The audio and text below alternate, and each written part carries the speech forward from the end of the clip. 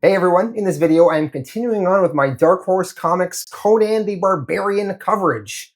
I covered 5 volumes last year, about a year or so ago, of the Dark Horse run, covering volumes 0 and 1 through 4. And those were all written by Kurt Busiek and they were all really good. Since those videos, I've covered more of Kurt Busiek's work. I've covered his book Marvels, as well as dabbled in a little bit of his Astro City run, which I do also want to return back to. But first, I wanted to come back to Conan due to popular demand. So many comments of people wanting me to continue on with this Conan the Barbarian coverage, so I decided, let's do it.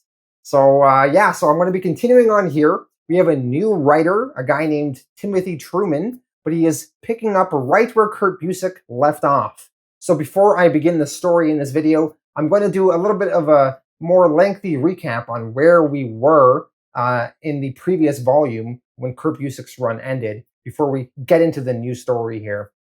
So yeah, I am really excited to dive back into the world of Conan. Let's dive into it. Conan the Barbarian, Volume 5 of the Dark Horse run, Rogues in the House. Conan, Volume 5, Rogues in the House and Other Stories, written by Timothy Truman, art by Cary and Tomàs Giorello. This book covers Conan issues 37 and 38, and Conan 41 to 44, originally published by Dark Horse Comics in the mid-2000s. Before I dive into the story in this volume, let me do a quick refresher on where we were last with Conan in Volume 4. Conan was in the region of Zamora, in a place called the City of Thieves. He traveled there with a woman named Giara. Giara is very attractive, which is why Conan likes her, although she does not seem very loyal, and sometimes her and Conan bicker. In the City of Thieves, Conan went to the magistrate's house, whom he was robbing. There, he met the magistrate's wife. Rather than kill her to keep her silent, Conan instead bedded her. And when Magistrate Cerna found out Conan got with his wife, he grew angry. Conan, he continued to rob in the city some more. Through his thieving, he eventually met another man named Nestor the Gunderman. They were robbing a place together, but Nestor got captured by the authorities. When Nestor was brought in front of the magistrate, in exchange for his release, Nestor promised he would capture and bring Conan to the magistrate to punish him. As added insurance, when Nestor was sent away, Magistrate Cerna got his high priest Tzillis, who is a priest of Mitra. He got him to place a curse on Nestor. If Nestor failed to deliver Conan or betrayed Cerna in any way, then the curse would make Nestor meet his death. It would also almost supernaturally draw Nestor to Conan. Through a series of events, as well as robbing a temple, Conan and Nestor the Gunderman went from being enemies to allies to now being friends. And after a few more events happen, eventually, Magistrate Cerna was bitten by a poisonous snake, and in order to save his life, Tzillis sent away for some followers of Mitra in another city known as Tarantia to transport and bring some sort of magical health elixir and deliver it to Cerna to save him. When the followers of Mitra were transporting the elixir, they were ambushed by followers of another religion known as Anu, whose priest in a faraway land wanted that magical health elixir for himself. It was no matter though. Conan, he slayed all of the Anu attackers. Although Conan wasn't fully altruistic, he saved the followers of Mitra's life, but he robbed them, and he took that elixir as well as a wagon full of goods, as well as their robes too, all for himself and Giara, and he traveled on. At the end of the volume, Magistrate Cerna, unable to get the elixir, died from his poisoning. And the new magistrate, Magistrate Nar, was not sympathetic to the Mitra religion, which upsets Tzillis greatly. Conan, Giara, and Nestor had a crazy run-in with a man named Grakaka, the Spider King, in the hills. They managed to narrowly escape with their lives. And after that near-deadly run-in, they had to decide where to travel to next. Feeling the heat was a little bit too high in the City of Thieves, Conan, Giara, and Nestor decided to travel west. And that is where we will pick up in this volume. Let us begin now. Conan, issue 37, Rat's Den. In the city of thieves, Penniless is upset that Magistrate Cerna is dead. He begins berating the priests that were supposed to deliver the elixir. He says, "The restorative elixir, fools! What became of the potions that you were charged to bring from Tarantia?" The priests answer, "Fearsome raiders accosted us at the border, Master Penniless. They butchered our bodyguard and would have slain us as well. Suddenly, a lone Cimmerian appeared from the hills. He killed every last bit of the bandits. At first, we thought he had come to rescue us. Instead, it was he who stole our cart, and with it, these sacred potions." Master Penniless is upset when he learns that Conan is in possession of the elixirs he wishes arrived here. He remembers, though, the curse he placed on Nestor the Gunderman, the curse which he can use to try and strike at Conan now. The priests continue to report into Penniless and say, "This Conan wasn't the only one who sought to deceive us, Holy One. We found these on the raiders hidden beneath their robes. The amulets they wore bear the glyph of Anu." Penniless realizes that the priest of Anu is trying to strike at him and take the elixir for himself. Penniless says to his men, "Is there no end to the distresses you bring? Because of you, Magistrate Cerna is dead, and with him, much of our influence in this city. Cerna's replacement does not covet Mitra's favor. Oh, Conan and the Gunderman will pay dearest of all in ways they could never fathom. Be sure of this, my brothers, be sure of it." We jump over to westward of Zamora on the Road of Kings, in a small city-state. The city is set up like a maze, a network of winding streets and alleys where mud and human excrement are mingled in reeking puddles. It was a place where a fugitive like Conan could lay low for a while and make plans. Conan and Nestor, working together, were watching a house for 2 days. They waited until the master of the house and his court departed the house for a festival. They assumed they could then easily rob the house as no one would be inside, but when they went into the house, there were still guards there. So Conan and Nestor had to fight them off. They managed to rob the place, but did not get that much. But still, they do have some loot now they can sell to buy some food and drink with. They then go to a small bar known as the Rat's Den, where Giara is waiting for them. Giara was here to find a fence for them to sell all the stolen goods they just looted. The Rat's Den are where all the thieves in this city hang out at. In fact, they have a thieves' guild here. When Conan and Nestor arrive outside of the Rat's Den, a man greets them. He says he is Alvazar, the greatest thief in all Zamora. He then gives them a warning before they go inside the Rat's Den. He says, "You may not like it in there. Strangers find few smiles in this city, especially those who don't wear the mark of the Guild of Thieves. Say, what's in the sacks?" Conan pulls out a jewel and flicks it to Alvazar and answers, "Inside the sack is something that will bring great happiness to the man inside. Now let us pass." Alvazar lets them in. Once they enter the Rat's Den, they see a boxing ring set up and some fighting happening inside. They also see many patrons drinking, and they see Giara sitting at a table with about 4 suitors talking to her. Conan walks over to her and says, "Giara, you have been busy, I see." Giara answers, "Of course. How else am I going to get information? Didn't I find a fence for you after all?" Giara points out the fence she found for them. He is sitting in the corner. His name is Hadim. We see Hadim there, wearing a black cloak. He has a knife, and he is eating a piece of fruit, and he has a pet monkey beside him. Conan and Nestor walk over to Hadim. Conan says, "Hadim, the fence? We have business." Hadim answers, "I am Hadim, but why should the guild do business with 2 men it doesn't know?" Hadim then explains how the Guild of Thieves works here, and how it will work if Conan and Nestor wish to do business with him. Hadim explains that thieves are welcome to do business with him if they bear the guild's mark, but since Conan and Nestor don't, They will have to pay a surcharge for a non-sanctioned theft, which will be 3/4 of their take. Nestor questions, and if we join your guild? Hadim answers, to receive the guild's mark, it will be half your first job, and after that, the standard rate of 1/4 of your take.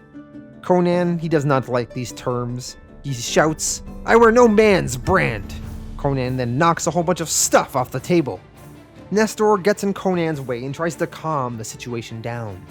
Nestor, apologizing, says, forgive my hot-headed young friend, guildsman Hadim. He is a barbarian, unwise in the ways of civilized men. The guild's offer is acceptable, 1/4 payment.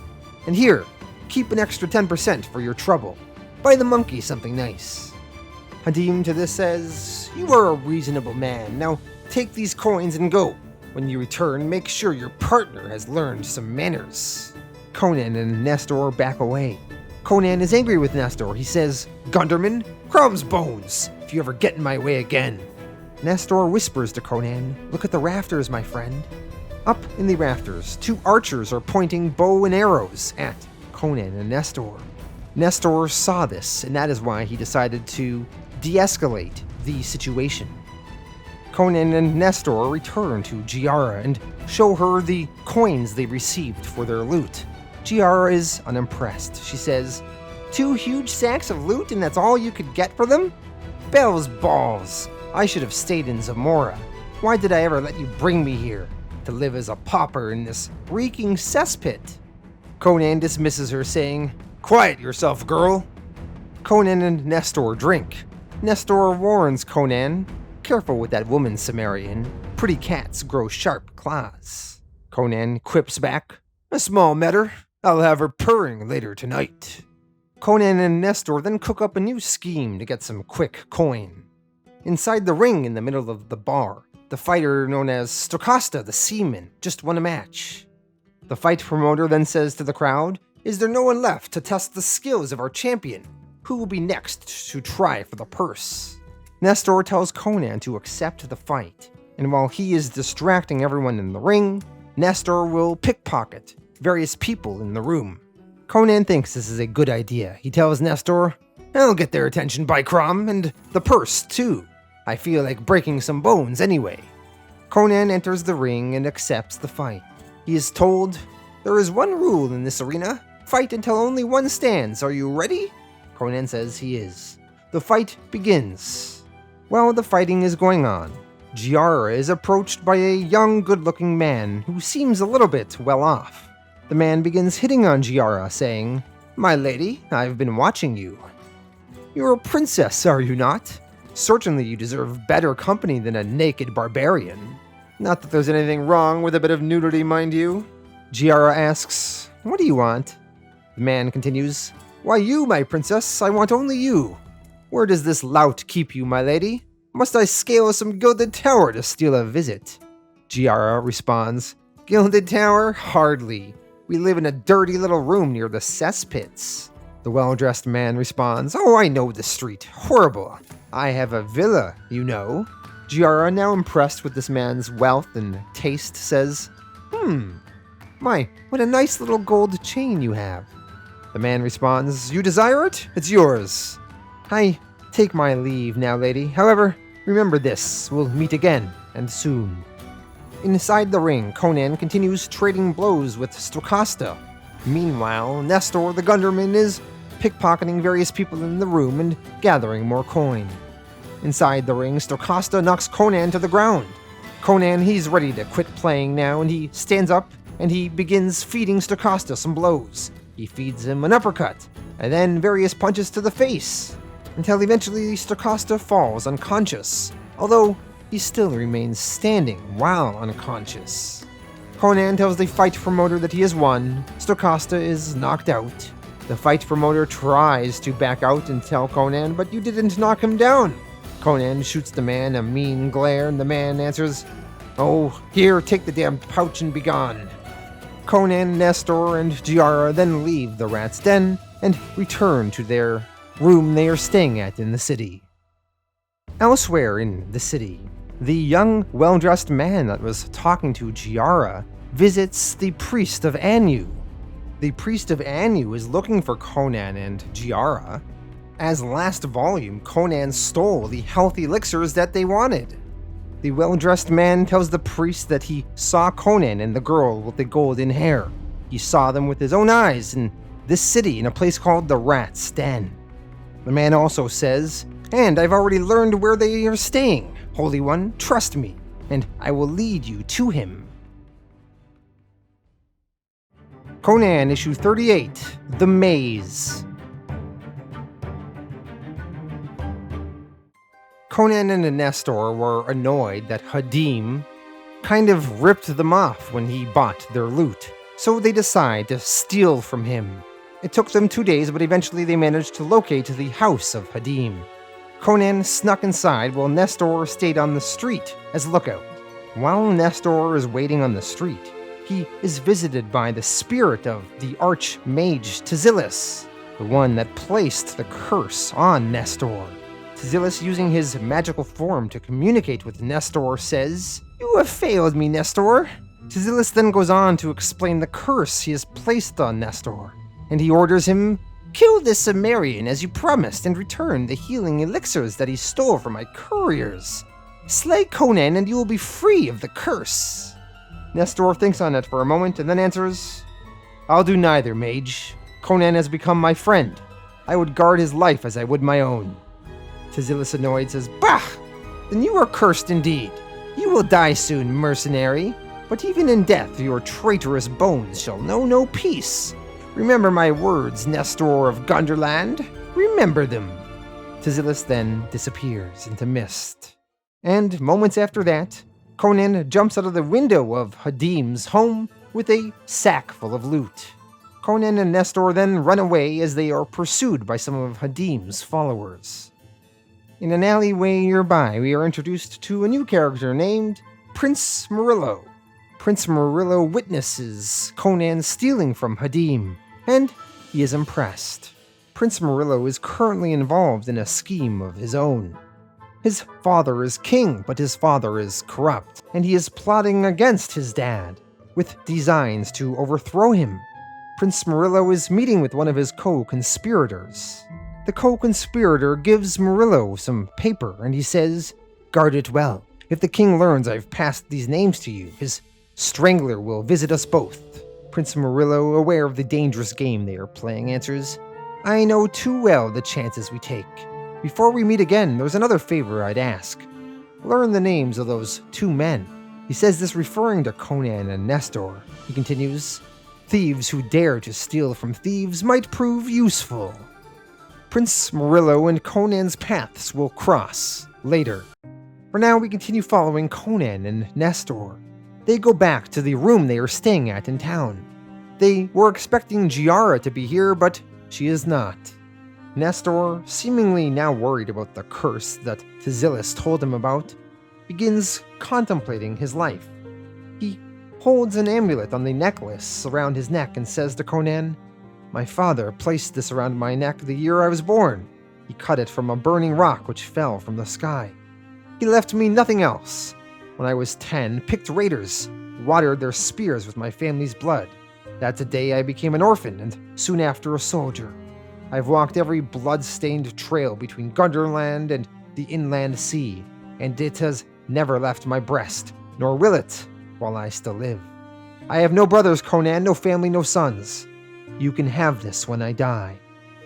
Conan, he jokes, "You'll never die, you bastard. You're too ugly for people's heaven and too pretty for their hell." Nestor laughs and responds, "Probably true." Their camaraderie is soon interrupted by guards swarming into their room. Giara has sold them out to the attractive man she was talking to the night before. The guards in the room belong to the priest of Anu, and they are here for the potions. The guards yell, "The priest of Anu will reward the man who brings them down. Just don't kill them before we've found the potions." Conan yells back, "You want them so badly? By Crom, you're going to have to bleed for them." Conan and Nestor begin fighting off all the many guards. Outnumbered, though, Conan and Nestor have to try and escape. Conan, he does this by leaping out to the window. Nestor is not so lucky, though, as one of the guardsmen bangs him on the back of his head. knocking him unconscious. Giara is then brought into the room. She is worried, though, that Conan managed to escape, as he will not be pleased with her if he learns the truth. Later on, Nestor is brought to the priest of Anu, whose men torture Nestor for information. Nestor refuses to betray Conan, though, and he does not talk. The next day, Nestor is hanged in the market square, and he dies, just like Tizilus's curse foretold. Such executions were routine then, means for the king to demonstrate the rewards of justice and divert suspicions of corruption. The civilians were not deceived. Nonetheless, the hangings had become a minor entertainment for them. When Conan saw that they hanged his friend, he grew angry and plotted revenge. When night fell, Conan hunted. He killed many of the priest of Anu's followers, and then he snuck into the priest's chambers and confronted him. When the priest sees Conan, he tells him, "Fool! You've made a great mistake coming to the temple of Anu." Conan punches the priest in the face. He tells him, "The mistake was yours, you pompous pig. Before you die, tell me, why did you seek us?" The priest answers, "It wasn't you I sought. It was a thing you stole, a cache of healing potions from the temple of Mitra, elixirs that can renew and prolong life." Conan asks, "These potions, for these you killed the Gunderman?" The priest answers, "Yes, no, it was business. Surely you understand." Conan tells the priest, "You wanted them so badly, then drink." Conan then forces the elixir down the priest's throat. This elixir will supposedly extend his life. Well, Conan tests that theory and he chops off the priest's head. Conan then picks up the priest's decapitated head and looks at it. And he says, "So, the potion really works. You live. I wonder, priest, can you still feel?" Conan tosses the still alive decapitated head of the priest into a nearby fire. Conan then watched the priest's head, still alive, burn within the fire. It was a strange and satisfying thing to kill an enemy twice. Long into the night, Conan sat in the priest's chair, savoring the scent of the charnel smoke and drinking the priest's good wine. From the streets, Conan heard sounds of alarm. The city guard had found the bodies of all the men that Conan slayed this night. They would be searching for the killer, and the trail would lead here. So Conan would have to leave the priest's chambers soon. Before he left, Conan unsealed another bottle of the priest's wine and took a deep drink for himself, and then another for the Gunderman named Nestor. Conan issue 41, Rogues in the House, part 1 of 4. Nestor the Gunderman's body continued to hang in the town square. For days his corpse decorated the square, a warning to anyone who might defy the city's laws or the priests and criminals who were the government's masters. Conan successfully got his vengeance. He had killed the corrupt holy man who had caused the Gunderman's death, and now he sat alone and drank. Conan was staying in a hiding place that only he, Nestor, and Giara knew of. Conan sent word to Giara to meet him here at this hiding place. Conan expected Giara to arrive soon, and then once she did, he was going to leave the city with her. Conan does not know, though, that Giara had betrayed him in the past and she betrays him now. Very soon, this hiding place is enveloped by attackers. They attack Conan and get the jump on him. Conan manages to take a few of them down, but there are too many, and he gets knocked out and captured. Giara, talking to the man she betrayed Conan to, says, "I'm not sure I've done the right thing." The man tells her, "There now, sweet Giara. What else were you to do? You've seen his rages. What would Conan have done to you once he learned that it was you who told the city guard where to find him? You needn't worry, though. It's over now. You're safe." Elsewhere in the town square, Prince Murilo, whom we met in previous issues. He is very interested to learn of Conan's capture, for he often required the services of capable thieves like the Cimmerian. And that night he would be presented soon with new reasons to go to Conan. Prince Murilo was met by the Red Priest known as Nabonidus. Nabonidus was a loyal servant of Prince Murilo's father, whom Murilo was conspiring against. Nabonidus gives Prince Murilo a gift. He taunts the prince by saying, "A gift for you, dear prince. I think you will find its contents most revealing." Nabonidus then leaves, and Prince Murilo then looks inside the box at his so-called gift. The gift was a warning. It was an ear that had been sliced from the head of a secretary who had sold Prince Murilo secrets of the court. Nabonidus had indeed discovered the prince's treachery, and soon he would whisper of it to Murilo's stepfather, the king, and retribution would fall swiftly upon the prince. There was only one thing to be done now. The Red Priest had to die. For that purpose, Murilo required an assassin. He required someone skilled, like Conan. Conan was in a prison cell, having recently been captured, and that is where Prince Murilo comes to meet him. Conan asked the prince what he wanted from him. The prince asked Conan, "Tell me, would you like to live?" Conan, intrigued, answers, "What would you have me do?" Murilo replies, "I want you to kill a man for me, a man named Nabonidus, the Red Priest. He is religious counselor to the king." Conan responds in laughter and says, "Ha! Killing one priest was easy enough. Can they hang me twice for killing two? If I agree, when can I escape?" Nabonidus answers, "Tonight. I've bribed your guard, Athicus, to give me the key to your shackles. Later tonight he will leave your cell door ajar. Before you flee, bind Athicus so that he will not be suspected. He will profess that some of your cronies came and overpowered him. And once you're free from this place, go to the house of the Red Priest and kill him. When you are done, a pouch of gold and a fast horse will await you at the place called the Rat's Den, and then you will leave this city and never return." Conan, agreeing, says, "You can be certain of that. First unlock these chains and have the guard bring me some meat. These bastards have given me nothing but moldy bread and rancid water, and I'm famished." Murilo agrees. He unlocks Conan's chains, and then he tells his loyal guard, Athicus, to go to the kitchen and get Conan some beef and ale. Prince Murilo then takes leave. Once Murilo is walking through the streets, he contemplates his situation. Hopefully by tomorrow morning the Red Priest will be dead and Murilo can continue his work. There is so much work to be done to unite the kingdom. Civil war is in the air. Murilo spots one of the rebels, known as Petrius, who is leading a group of nationalists, and they are preaching open sedition.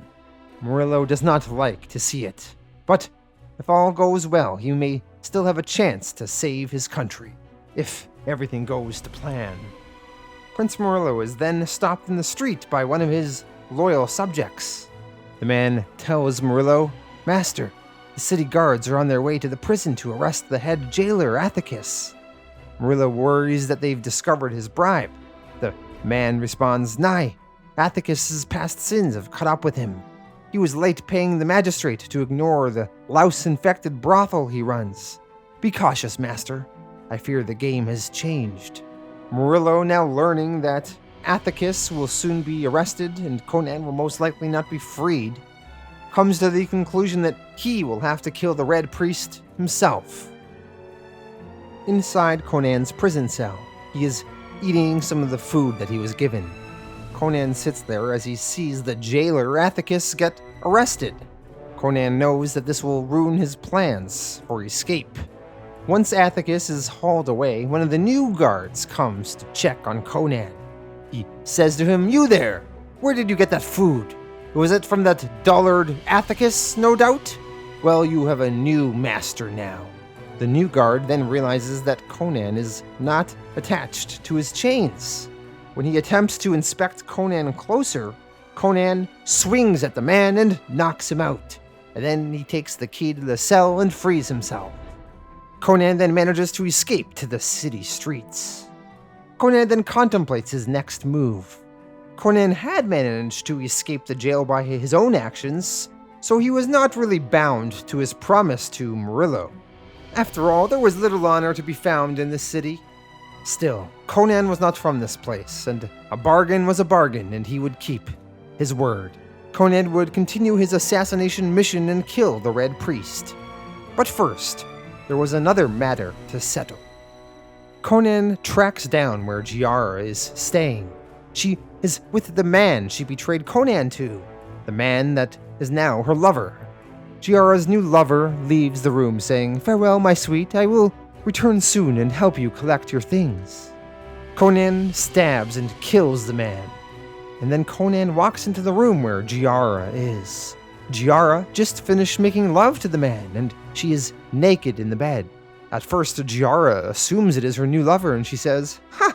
You're back so soon, you knave. You are insatiable." But once Giara realizes it is Conan instead, she grows fearful. She betrayed Conan, and she knows that Conan knows it. Giara says, "Conan, you live.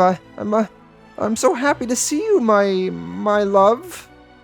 Conan responds, "Then why do I see fear in your eyes instead of joy? I know what you did, girl. Only you knew the location of the place where the guards found me. And what of Nestor? Did you betray him as well?" Giara stumbles in her response, and Conan cuts her off, saying, "You would do yourself a favor to speak no more, Giara." Conan throws Giara over his shoulder, and he walks her outside. Giara is screaming, "No, please!" Conan, he then holds her over the cesspit below. The cesspit is where the city's wastewater is pumped out into. It is filled with feces and all sorts of sludge. Giara says, "What? No, you wouldn't dare! Conan!" Conan throws her into the cesspit below, and she is covered in mud and excrement. She then steps out of the pit and says, "Cimmerian bastard! If I ever see you again, I'll rip your eyes from your skull." Conan was satisfied with this revenge. Conan, he then took off and seeked out the house of Nabonidus. Nabonidus, the Red Priest, had many enemies, and it was whispered that a score of assassins had ended their lives within his lair, as his lair was filled with many guards as well as traps. Conan was still on his way to the Red Priest's home, but Prince Murilo had already arrived there. Murilo senses a few things are off. He sees that Nabonidus' dog's throat has been torn out, and the flesh on its back has been shredded to ribbons. No human assassin could have done this. And why was the door to the study unlocked? Murilo explored further, and he found a servant dead on the floor. Murilo pushed onward, and he eventually found a red-cloaked figure. This must be Nabonidus, the Red Priest. As Murilo approached the red-cloaked figure, he wondered, was he dead also, or merely slumbering, lost in his hypocritical meditations? It mattered little. Murilo's great enemy was within reach of his blade. Just a few more feet and this trial would be over. Just another step and this nightmare would end. As Murilo finally came upon the red-cloaked figure, it turned around and it is revealed that it is not Nabonidus. Instead, it is some sort of beast that growls, "Arrgh!" Conan issue 42, Rogues in the House, part 2 of 4. Red House, Red Priest. Murilo in fear continues to battle the beast, and as their fighting goes on, he wonders, what bargain had the Red Priest made with the Nameless Ones to be granted the power to transform himself into such a hideous perversion? And for what unholy purpose? The beast quickly overpowered Murilo, knocking the sword out of his hand, and then punching him unconscious. The beast then raised Murilo over his shoulders, and then he pulled some sort of pulley that is connected to the ceiling, and it opens a trap door in the floor. The beast then throws Murilo into the pit below. Meanwhile, Conan is approaching the Red Priest's house through the sewers, as he hoped it would accord him some sort of advantage. As Conan gets closer to Nabonidus' home, a sewer gate door closes behind him. Conan will not be able to return the way he came. Conan, he also sees the skulls of many dead bodies. previous assassins that had attempted to attack the Red Priest, and failed to do so. As Conan pushes onwards, he eventually finds Prince Murilo there. Conan puts a sword up to his throat and asks him, why is he here? Murilo answers, my plan to help you escape from prison was foiled when they arrested the jailer I had bribed. I had no choice but to kill Nabonidus myself. Conan responds, you shouldn't have bothered. I broke the new jailer's head and walked out. As I told you before, I keep my bargains. Murilo then warns Conan of the creature he met upstairs. He says, you may regret your decision, Cimmerian. I came to this house to kill a human enemy. Instead, I found a devil out of hell. Nabonidus is no longer a man. The Red Priest has become a demon. Conan to this says, I see darker blood on your tunic than your own, Murilo. If a demon bleeds, it can die. Murilo shares his theory that perhaps Nabonidus is some sort of were thing, a man that can take the shape of a wolf. Murilo then tells Conan, I am no coward, but I'll not risk my soul to face that demon again. Let us escape the way you came in. We'll risk the king and his catchpoles and flee the city. Conan explains that they can't retreat the way he came in as the sewer is now barred. The two of them have to push onward in an attempt to find another way out. Elsewhere, a third party now enters the Red Priest's home. It is Petrius, the leader of the nationalists in the city, the ones that are spurring on a civil war. Petrius and his conspirators speak of their plans. With the priest of Anu dead, it has left a hole in the hierarchy of the city's corruption. If they take out the Red Priest too, the hole will become a chasm that cannot be repaired. So Petrius and his followers too enter the Red Priest's home in hope of killing him. Meanwhile, back in the pits below the Red Priest's home, Conan and Prince Murilo explore the pits some more, and they find another there. It is the Red Priest, Nabonidus himself, knocked unconscious, lying on the floor. But how can this be? Conan raises his sword in preparation to kill Nabonidus and fulfill Prince Murilo's ask. But Murilo stops Conan and says, wait, Cimmerian, something is not right. As Nabonidus soon wakes up, he says, young Prince Murilo, you honor my house with your presence, and you have brought a friend, I see. The court's secretary told me much before he died. Tales of a certain young nobleman who paid him to filch state secrets to sell to a rival power. Are you not ashamed of yourself, you right-handed traitor, seeking the downfall of your own stepfather, the king? Murilo answers, and what of you, priest? A fat pig at the trough, swindling the court, beggaring the rich, oppressing the poor, and exploiting all to satisfy your greed. Nabonidus responds to these charges. What I do for the good of my order. However, even a priest can sin. Luckily, Mitra is merciful, especially to his most faithful. Conan prepares to slit Nabonidus' throat. Nabonidus continues taunting and says, so, Murilo, at least you keep appropriate company. Was your own sword not sufficient to murder me, that you had to bring an unwashed outlander to do your dirty work? Murilo to this says, of the three of us, I'd say it's the barbarian who is the most honest. At least he steals and kills openly. Tell me, how long did you lie here, Nabonidus? Nabonidus, then rubbing his head, says that he was knocked unconscious an hour or so before midnight. Conan then asks, who is the creature upstairs dressed in his pretty robes then? Nabonidus seems to know of the creature upstairs. He answers, that would doubtless be Thak, and wearing my vestments is he? Oh, the covetous beast. Thak is not a demon, but a natural creature. I suppose you could call him my pet, a plaything of sorts. I was a fool to think he could become submerged into an obedient shadow of myself, like a true animal. Last night I heard a scream from the garden and descended to find my dog and my servant dead. Before I could flee, Thak sprang upon me and knocked me senseless. I can only guess that following some whim of his semi-human brain, he stripped me and cast me, still living, into this pit. For what reason, only the gods can guess. Prince Murilo then tries to make an agreement with Nabonidus, for him to show them the way out.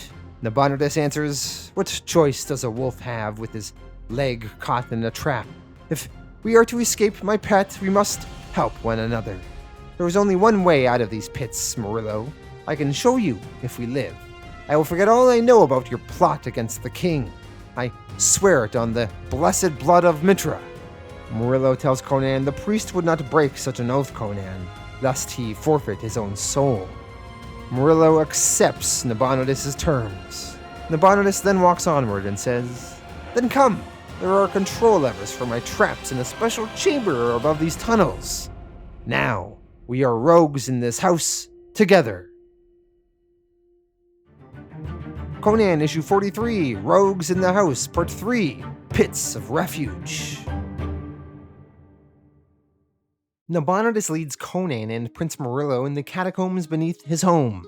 He brings them into a room with a machine with several levers and pulleys hanging from the ceiling. In the past, Nabonidus would use these to trigger various death traps within his home, to kill any would-be assassins that came for him. There's also a series of tubes connected by mirrors, which acts as a sort of medieval version of security cameras. Through the series of mirrors and tubes, they can see within Nabonidus' home, and they can finally see the beast that is above them. Nabonidus exclaims, "There! He is our brutish enemy, Thok!" Murilo jumps in, "Mitra's blood, the beast that threw me into the tunnels!" Conan questions, "What is he?" Nabonidus answers, "Once he was but a mere entertainment, an intriguing curio of sorts. However, as your own bruised flesh gives witness, Thok has become somewhat more than that. A fascinating specimen, is he not? Some think Thok's race a species of ape. However, they are as different from apes as they are from men. The primitive beasts are found far to the east, dwelling in shallow little caves in the crags that fringe the frontiers of Zamora. Strangers to fire, they know nothing of the making of shelter, garments, or weapons. Few of them remain. Even fewer are the men who have seen the creatures and live to tell of it. Some years ago, I was charged by my order to enter the mountains and seek medicinal herbs that grow there. Somewhere in the uncharted passages of those awful hills, the creatures attacked us. After a grueling battle, my Stygian archers managed to turn the tide. Among the dead beasts, I discovered an orphaned cub. Overwhelmed with curiosity, I decided to bring it to the city for study. I must confess, over time I grew rather fond of the little creature. I named him Thok. As he grew, Thok learned what I taught him more swiftly and thoroughly than any mere animal could have done. I was certain that through patience and loving care, the clever brute could be trained to become a dutiful servant. Time and time again, when assassins came to slay me, Thok watched me dispatch them with my clever traps. Little did I know that deep in the recesses of his puny mind, the creature had grown envious of me. As I went about my daily duties, Thok was watching, waiting, planning. I was a fool to think that, like some true animal, Thok could be submerged into a mere shadow of myself. Somehow, his primitive brain retained bestial ambitions and hatreds of its own. Nabonidus further explains that eventually Thok knocked him unconscious and threw him into the pit, and overtook him. They all continue watching through the series of mirrors, and they see a third party has entered Nabonidus' home. It is Petrius and his nationalists. As Petrius and his men move through the home, they eventually come across Thok. They attack him, but Thok is too powerful. He bites into them, he lifts one of the soldiers and throws him at the others. Thok then pulls one of the pulleys that launches down some crystal doors. Nabonidus, watching through the mirrors, is excited by this. He says, the crystal doors! He remembered! The beast is half a man! He had seen the doom performed before, and he remembered! Now watch him! Thok then pulled another pulley, which triggered some dust of the Grey Lotus from the swamps of the dead, which creates a kind of poisonous gas. Petrius and his allies begin suffocating to death and excreting fluids from their orifices. Nabonidus explains, "See how they fall upon each other, driven mad by the poisonous perfume, hacking and stabbing and slashing and screaming, until at last they are all dead." Nabonidus takes great pride that his death traps work so well. He's also a little bit proud that the animal, Thok, had learned by watching him and is able to pull some of these feats off. They continue to watch Thok through the mirrors. The beast is now dragging the dead bodies, and is going to dispose of them at the pit at the far end of the house. Nabonidus says that this is a task Thak had watched him do many times before. Nabonidus then begins forming a plan. In order for Thak to dispose of these bodies, he will have to leave the room above them. Therefore, the nearest exit will be unguarded, which will give Nabonidus, Conan, and Prince Murilo an opportunity for freedom. Nabonidus leads them to a nearby stairway. Conan Issue 44, Rogues in the House, Part 4, Man vs. Beast. This is the conclusion of this story arc. In the town square where the body of Nestor the Gunderman is continuing to hang, a man named Master Attalus is walking with his servant named Tilbar. Tilbar introduces himself as counselor of the Mordiciary of the city of Yerelat. He shows the guard guarding Nestor's body that he has documents of safe passage. The guard inspects them and notices the priest of Anu's seal on the document. The guard, when reading the document, comments, the seal of Anu. There's not an honest man who mourns the death of that bastard.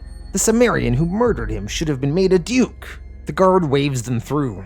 Before they head out, though, Master Attalus is interested in Nestor's body. Attalus inquires with the guard about the man. The guard explains who Nestor was. Attalus wishes to acquire the dead body. The guard exclaims, "Are you mad? And put my own neck in that noose? The king has ordered that the body hang till it rots. Away now." Attalus gives the man a bribe of some coin to let them take the body. And the guard, when looking at the coin, says, well, the merchants are starting to complain. What customer wants to ogle a corpse while they're fondling meat and cheese? I suppose I could tell the magistrate it was the Cimmerian that stole the body. So the guard lets them take down Nestor's body that was hanging, and they load the body into a wagon. The guard notices, though, that they seem to have collected about a dozen other bodies in that wagon. Attalus tells the guard, they are gifts from the late priest of Anu and certain of his associates in the city morgue. But alas, I've told you too much. Tilbar, if you please. This guard has seen too much of the sketchy shit they're doing, so Tilbar kills the man, and they throw him into their wagon as well, and then they travel on. Back to Conan and the others, they make their way upstairs into Nabonidus' home, while Thak is busy disposing of some bodies. While they are upstairs, Conan wishes to acquire some weapons so he can fight the beast with, as the tiny sword he has may not be sufficient. Nabonidus leads them, saying that there are weapons in his bedchamber to which they can use to destroy the brute. To Nabonidus' horror, though, the door is locked, and they soon hear Thak returning. Nabonidus says that they should hide, and Mitra aid us if he suspects something. It's only a matter of time before he discovers us here. Now we must fight him with only what the gods have given us. The three of them quickly come up with a strategy to fight Thak, and they put it into action. Prince Murilo, he runs, and he leads Thak to chase after him, and while Thak is chasing him, Conan surprises him from behind, jumps on his back, and stabs him in the neck with his tiny knife.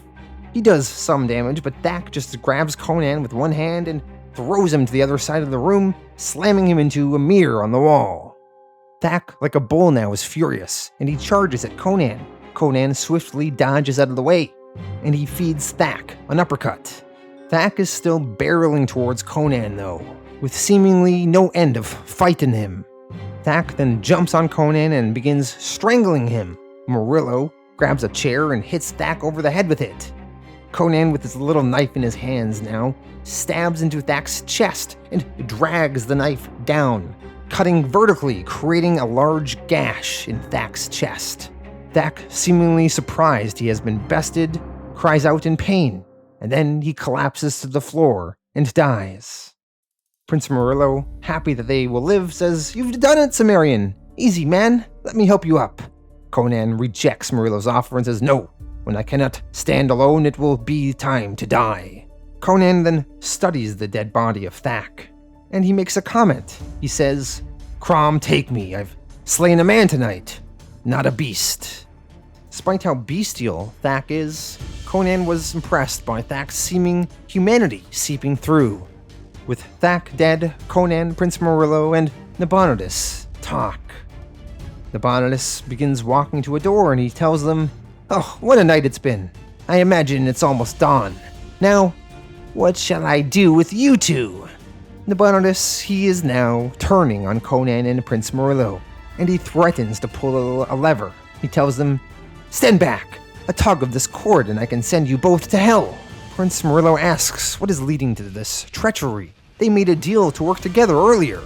Nabonidus answers, "Rogues together, but not fools together, Murilo.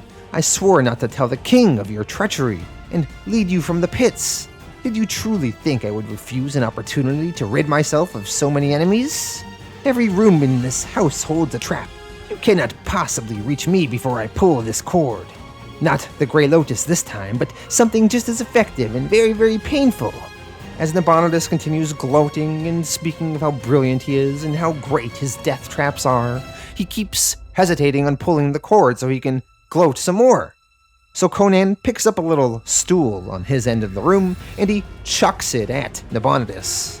He chucks it with such force, like a pitcher throwing a baseball, and the stool hits Nabonidus square in his head with such force that his head seemingly explodes, and he drops down to the floor and instantly dies. Conan, now studying Nabonidus' body, comments, "So, his blood was red after all." Murilo says to Conan, "Aye, and who was the fool? Had he not paused to taunt us, he could have trapped us easily. Let's get out of this place before we run afoul of some other doom. If we can climb the outer wall without being seen, we won't be connected with this night's work. And we can let the city guards write their own explanation of what happened here." Conan, he wanted to loot the place, but he concedes that Murilo is right. The two of them then leave Nabonidus' home, and Prince Murilo fulfilled his part of the bargain and gave Conan a horse and some money so he could then leave town. Before Conan left town, he wanted to pick up Nestor's body, perhaps to give him a proper burial and not leave him on display for everyone to gawk at. However, when Conan went to pick up the body, it was gone, as we saw that Master Atalis claimed Nestor earlier. Well, there is not much that Conan can do about this now. He leaves town on his horse and continues traveling onwards, this time alone. And with this, we end Volume 5 of Conan, Rogues in the House.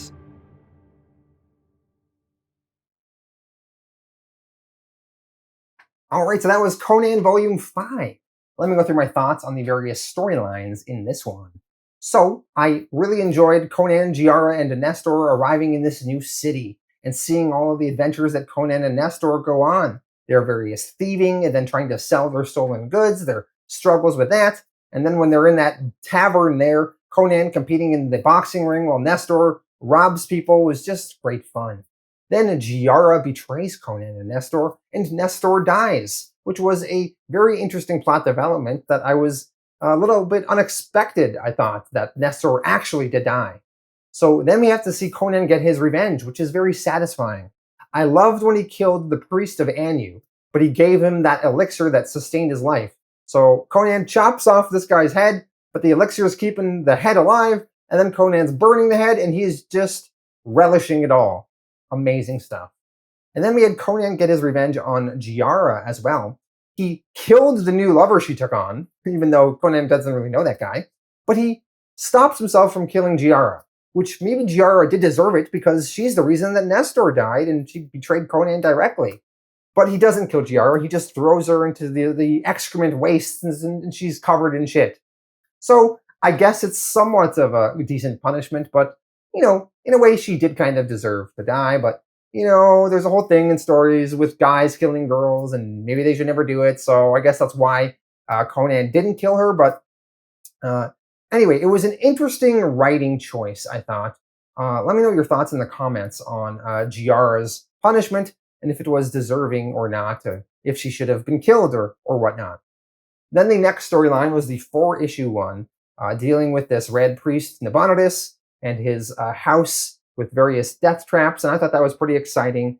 Conan going there, and this Thak beast is there, and we see Conan having to team up with these other people, and eventually he overcomes this Thak and kills him, And this storyline ends with Conan with some money now and a horse and riding on to his next adventure. Although we did have Nestor's body being stolen, which will is a plot thread that will perhaps come back later. But on the whole, I thought this was a very satisfying story arc. My one criticism is that there was just so many people to keep track of and what all their motivations were. So we had this magistrate Cerna, who's dead, Tazilus, the priest of Anu, Nabonidus, the Red Priest, Prince Murilo, and Petrius and his nationalist, as well as this Master Otalis guy that took Nestor's body. So there's like so many people just thrown into the story, and you can kind of keep track of what everyone wants. And I was able to do so, but it can be a little bit much sometimes. But despite that, I really liked almost all of the plot threads in here. And I thought they were really fun. So I'm going to give this volume an 8 out of 10. Thank you all for watching. Let me know your thoughts in the comments, and I'll be back in the future with more Conan as well as other comics.